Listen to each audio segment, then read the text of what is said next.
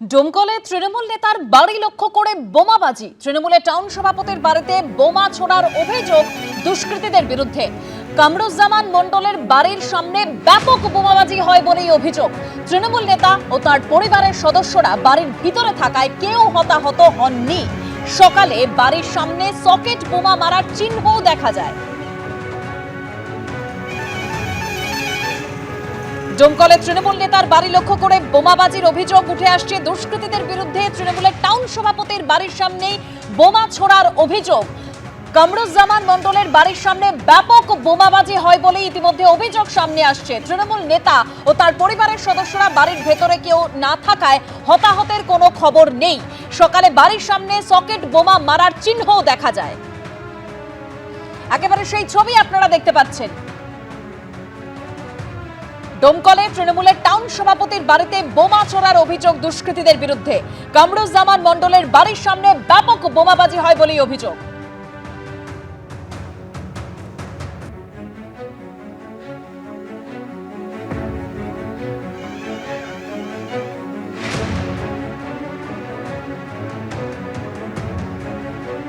আমাদের প্রতিনিধি রাজীব চৌধুরী রয়েছেন আমাদের সঙ্গে টেলিফোন লাইনে। রাজীব, ঠিক কি ঘটেছে?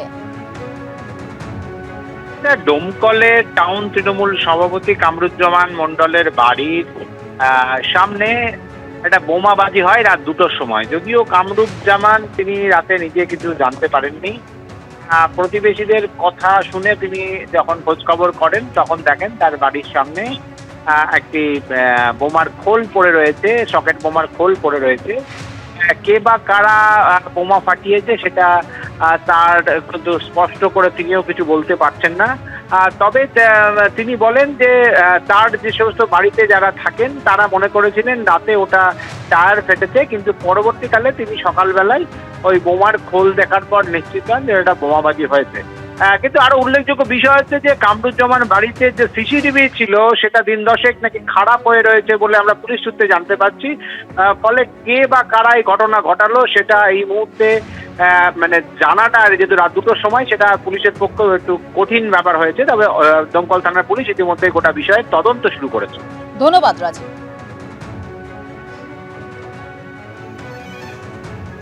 আর এবার উত্তর চব্বিশ পরগনার স্বরূপনগরের দিকে নজর রাখবো, কারণ তৃণমূলের পঞ্চায়েত প্রধান ও তার স্বামীকে তল্লাশির নামে হেনস্থার অভিযোগে উত্তেজনা ছড়িয়েছে। শনিবার হাকিমপুর চেকপোস্টে তল্লাশির জন্য বিথারি পঞ্চায়েতের প্রধান জেসমিনা বিবি ও তার স্বামীকে আটকায় বিএসএফ। জওয়ানদের সঙ্গে এ নিয়ে বচসাও হয় তৃণমূল নেত্রীর। খবর পেয়ে চেকপোস্টের সামনে পৌঁছে যান এলাকার তৃণমূলের কর্মী সমর্থকরা। পথ অবরোধ করে জাতীয় পতাকা হাতে বিক্ষোভ দেখান তাঁরা।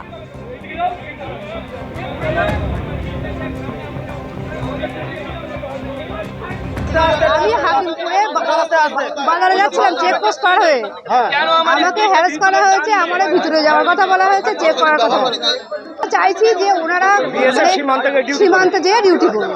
আমাদের কোনো সমস্যা নেই, ওরা সীমান্তে যেয়ে ডিউটিটা করবে। ওদেরকে বিভ্রান্ত করে আমরা সাধারণ কোনো ঘরের জিনিস যদি নিয়ে যাই ওদের কৈফিয়ত দিতে হয়। এবং আমরা হচ্ছে ভারতবাসী, আমাদের আইডেন্টিটি কার্ড আছে, এখানে স্মাগলিং করাচ্ছে। সাধারণ মানুষকে রক্ষা করার জন্য ওরা কোনো ভূমিকা নেই, ওরা সাধারণ মানুষকে এখানে অত্যাচার করে। এই অত্যাচারে আমরা জর্জরিত।